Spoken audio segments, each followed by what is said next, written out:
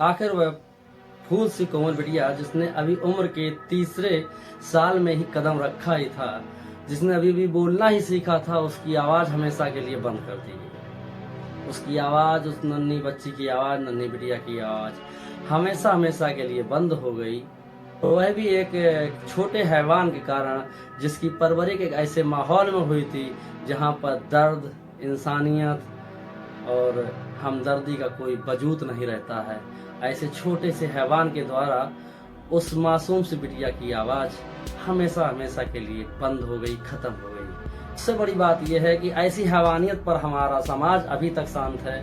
समाज की ओर से किसी भी प्रकार की प्रक्रिया नहीं दी गई। सोशल मीडिया पर अभी किसी भी प्रकार की इस तरह से तेजी के साथ प्रक्रिया नहीं हुई जिस प्रकार से निर्भया कांड में हुई थी।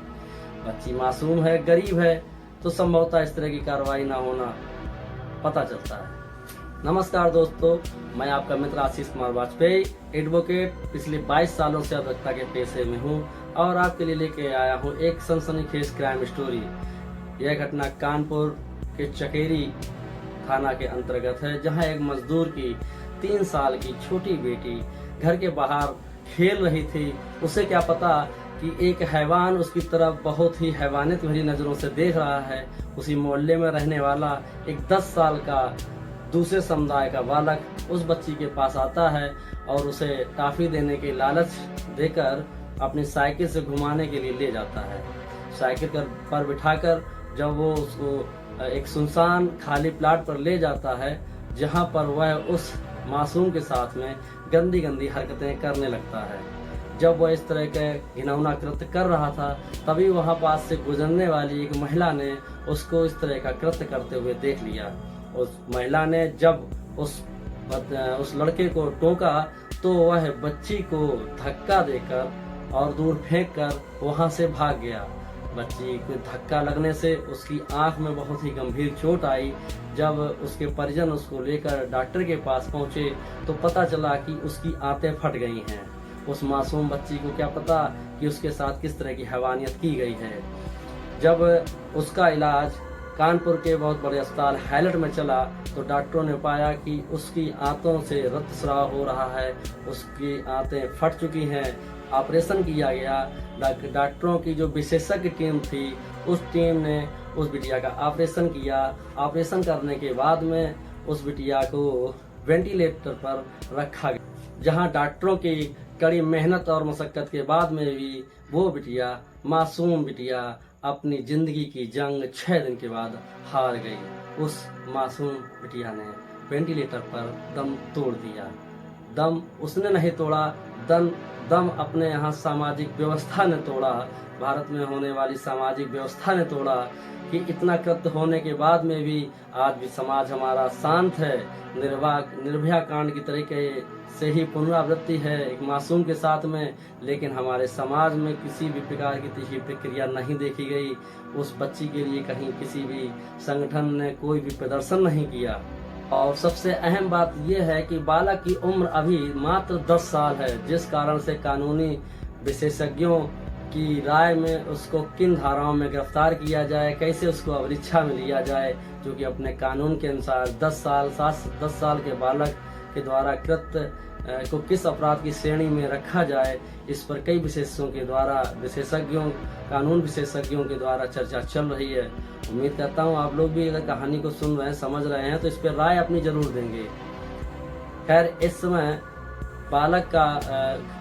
बालक का परिवार घर छोड़कर लापता है और वो छोटा हैवान बालक पुलिस की देखरेख में है। विवेचना के दौरान कुछ चीजें और निकल कर भी आई हैं कि उस बालक की दोस्ती अपने से बड़े लोगों के साथ में थी।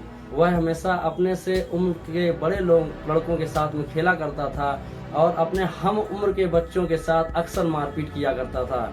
जब वो उनको मारता पीटता था तो जब उन हम उम्र बालकों को खून निकलता था तो उस खून को देखकर वह बच्चा बड़ा खुश होता था। कुछ दिन पहले ही उसने मोहल्ले में एक बालक को ब्लेड से हमला कर दिया था, जिसके खून निकलने पर वो बहुत अधिक खुश हुआ था।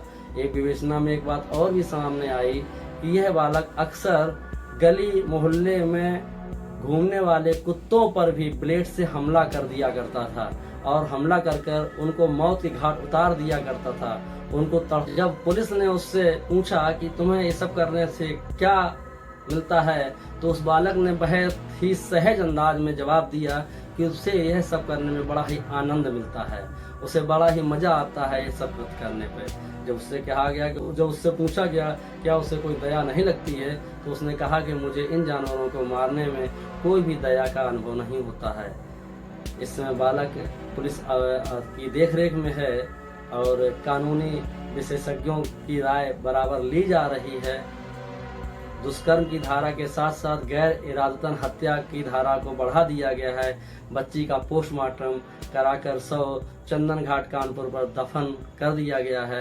अब देखना यह है कि पुलिस उस बालक के साथ किस तरह की कार्रवाई करती है, कानून उसे किस प्रकार की सजा देता है। आप लोगों की भी राय जानना चाहूँगा कि आप लोग की राय में ऐसे हैवान बालक को किस तरह की सजा मिलनी चाहिए, उसे जो उसने कृत्य किया है उसे किस प्रकार से ट्रीटमेंट, या जो उसने कृत्य किया है।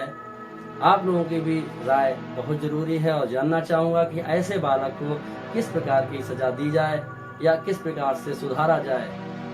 उम्मीद करता हूँ कि आप लोग अपनी राय देंगे और इस कहानी को शेयर करेंगे, लाइक करेंगे और चैनल को जरूर सब्सक्राइब करेंगे, ताकि मैं आपके लिए आसपास होने वाले इसी क्राइम स्टोरियों को बराबर लेकर आता रहूं। नमस्कार, जय हिंद।